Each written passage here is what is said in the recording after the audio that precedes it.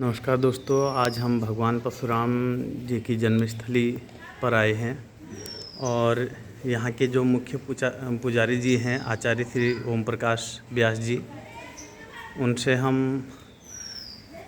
भगवान परशुराम जी के किस प्रकार मंदिर की स्थापना हुई और कब से यहाँ पर मंदिर बना, क्या क्या यहाँ की मुख्य विशेषताएं हैं, ये जानेंगे।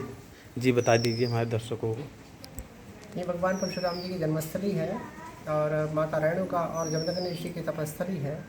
यह मंदिर जो 3 वर्ष पहले निर्मित हुआ, तो यहाँ सामने जो भगवान परशुराम जी की जो नवीन मूर्ति है वो 3 वर्ष पूर्व आई, लेकिन सामने छोटी ही बाल स्वरूप की मूर्ति स्थापित है। वो करीब करीब 40-50 वर्ष पुरानी मूर्ति है। और दूसरा सामने भगवान शिव जी का मंदिर है, वो करीब 2500 वर्ष पुराना मंदिर है।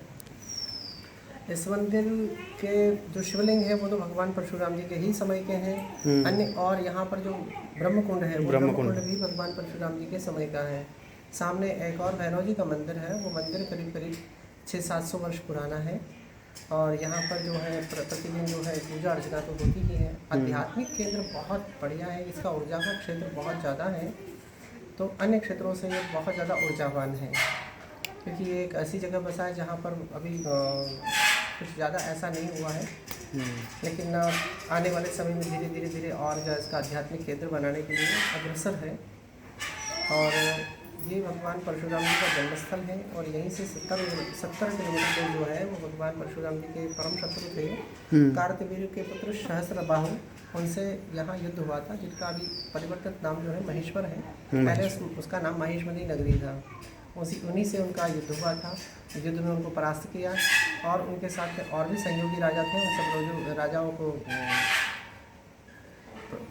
वध करके उसके बाद में सारे पूरे संसार में सारी पृथ्वी को जो है वो कश्यप ऋषि को दान किया। कश्यप ऋषि ने सब जगह अलग अलग जगह स्थानों पर उनको दान कर दी और भगवान परशुराम जी जो है वो यहाँ से अपने स्थान पर चले।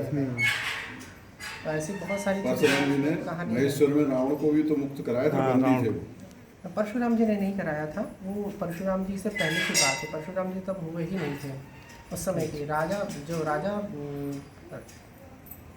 रावण था उसने 14 चौकड़ी राज किया था। उसने 14 चौकड़ी राज किया था। 14 चौकड़ी राज का मतलब होता है एक चौकड़ी मतलब सतयुग, त्रेता युग, द्वापर युग और कलयुग, एक चौकड़ी। टोटल 56 युग राज्य किया था। इतना ज़्यादा आयु वाला था क्योंकि उसकी सारी चीज़ें थी। उसको दशानन क्यों कहते थे पता है आपको? दशानन का मतलब ये नहीं होता है कि 10 मुख वाला। वास्तव में ये था कि उसमें तीनों देवताओं की ताकत थी, उस तीनों देवताओं जैसी बुद्धि थी, इसलिए उसको दशानन कहा जाता है। आपको पता चलेगा भगवान विष्णु का एक मुख है और भगवान ब्रह्मा जी हैं 4 मुख के हैं और भगवान शंकर जो है वो पंचमुखी हैं।